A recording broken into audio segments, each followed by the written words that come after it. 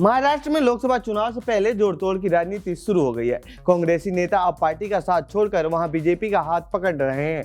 ऐसा लग रहा है जैसे बीजेपी मिशन कांग्रेस तोड़ो चला रही है, या फिर यूं कहें कि कांग्रेस अपने नेताओं को रोक नहीं पा रही है। पार्टी के अंदर कलह इतना बढ़ गया है कि नेता पार्टी छोड़ना ही अच्छा समझ रहे हैं। लोकसभा चुनाव से पहले महाराष्ट्र कांग्रेस के दो बड़े नेताओं ने बीजेपी ज्वाइन किया है। इसमें पहला नाम है मिलिंद देवड़ा का और दूसरा नाम है अशोक चौहान का। जब ये कांग्रेस में थे तो इन पर कई घोटालों के आरोप लगे थे और बीजेपी ही ये आरोप लगाती रही है।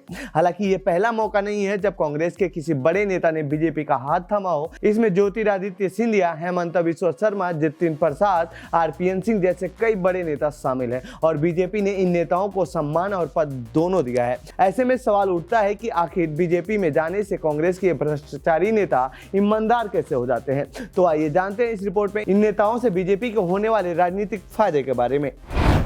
हेमंत बिस्वा शर्मा असम के मुख्यमंत्री और हिंदुत्व के फायर ब्रांड नेता हेमंत बिस्वा शर्मा भी साल 2014 से पहले कांग्रेस पार्टी के कद्दावर नेता थे। वो असम में तरुण गोगोई सरकार में मंत्री रह चुके हैं, लेकिन साल 2011 के चुनाव के बाद हेमंत और गोगोई के बीच रिश्ते खराब होने लगे। ये रिश्ते इस कदर खराब हुए कि उन्होंने साल 2014 में कांग्रेस पार्टी का साथ छोड़कर बीजेपी का हाथ थाम लिया। बीजेपी में शामिल होने से पहले हेमंत पर सरदार चिटफंड घोटाले के आरोप लगे थे। इस मामले में सीबीआई ने उनके घर जाकर पूछताछ भी की थी, लेकिन बीजेपी के साथ आने के बाद सीबीआई ने इस मामले में उनसे कभी पूछताछ नहीं की। बीजेपी को हुआ हेमंत बिस्वा शर्मा से फायदा। नॉर्थ ईस्ट में बीजेपी को किसी बड़े चेहरे की तलाश थी। वो चेहरा उन्हें हेमंत बिस्वा शर्मा के रूप में मिला। हेमंत बिस्वा शर्मा ने जब बीजेपी ज्वाइन किया तो उस समय असम में बीजेपी की सरकार थी और सीएम थे सर्बानंद सोनोवाल, लेकिन उनसे ज्यादा राज्य में शर्मा की स्वीकार्यता थी। इस चीज को बीजेपी ने पहचाना और जब अगली बार विधानसभा का चुनाव हुआ तो सोनोवाल सरकार के खिलाफ एंटी इनकम्बेंसी को कम करने के लिए बीजेपी ने शर्मा पर दांव खेला और चुनाव बीजेपी जीत गई और सीएम बने हेमंत बिस्वा शर्मा। ज्योतिरादित्य सिंधिया कांग्रेस के सबसे कद्दावर और गांधी परिवार के नजदीकी नेताओं में से एक थे। एक समय था जब सचिन पायलट, ज्योतिरादित्य सिंधिया, जितिन प्रसाद, मिलिंद देवड़ा, आरपीएन सिंह और दीपेंद्र हुड्डा जैसे युवा नेता राहुल गांधी की टीम में हुआ करते थे। लेकिन 2018 में मध्य प्रदेश विधानसभा चुनाव में कांग्रेस पार्टी ने 15 साल बाद सत्ता में वापसी की और कमलनाथ सीएम बने।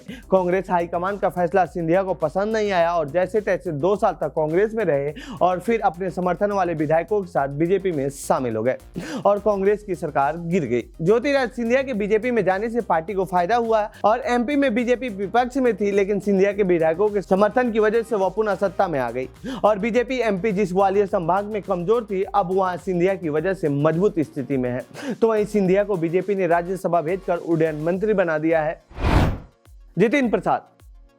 जितिन प्रसाद भी कांग्रेस के युवा नेताओं में से एक थे।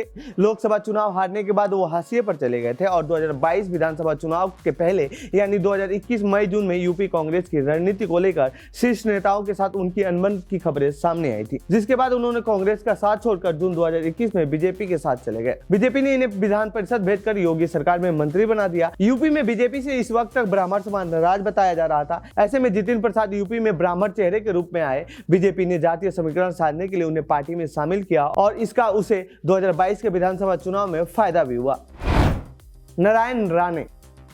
नारायण राणे महाराष्ट्र के बीजेपी नेता और केंद्रीय मंत्री हैं। बीजेपी से पहले वो शिवसेना और कांग्रेस में रहे। 1999 में शिवसेना और बीजेपी गठबंधन की सरकार में कुछ समय के लिए राज्य के मुख्यमंत्री का पद भी संभाला। साल 2016 में बीजेपी के पूर्व सांसद किरीट सोमैया ने नारायण राणे पर कई गंभीर आरोप लगाए थे। एक आरोप मनी लॉन्ड्रिंग का भी था। सोमैया ने ईडी के तत्कालीन ज्वाइंट डायरेक्टर सत्यव्रत कुमार को एक चिट्ठी भी लिखी थी। इसमें उन्होंने नारायण राणे उनके परिवार के बिजनेस की जांच कराने की मांग की थी। राणे पर 300 करोड़ रुपए की मनी लॉन्ड्रिंग का आरोप लगा। राणे अक्टूबर 2017 में कांग्रेस से अलग हुए और 2018 में बीजेपी में शामिल हो गए। बीजेपी ने उन्हें पहले राज्यसभा सांसद बनाया और फिर मंत्री। इसके बाद नारायण राणे पर लगे आरोपों की कोई जांच नहीं हुई। आरपीएन सिंह कांग्रेस के कद्दावर नेताओं में से एक थे। उन्हें राहुल गांधी और सोनिया गांधी के बेहद करीब माना जाता था, लेकिन साल 2014 में मोदी सरकार की लहर में वो भी अपना लोकसभा सीट हार गए। इसके बाद 2019 में भी उन्हें हार मिली।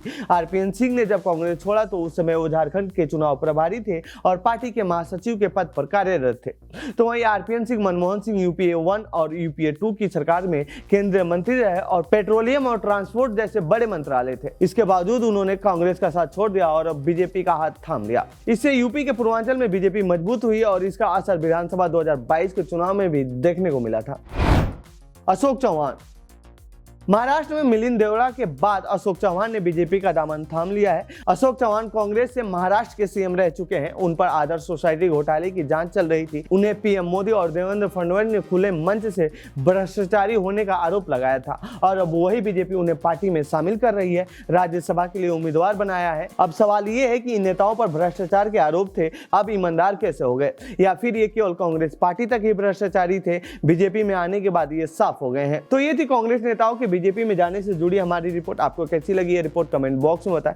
साथ ही इस पूरे मामले पर आप क्या कहना चाहते हैं कमेंट बॉक्स में लिखें। बाकी देश दुनिया की खबरों के लिए बने रहिए जनसत्ता के साथ। धन्यवाद।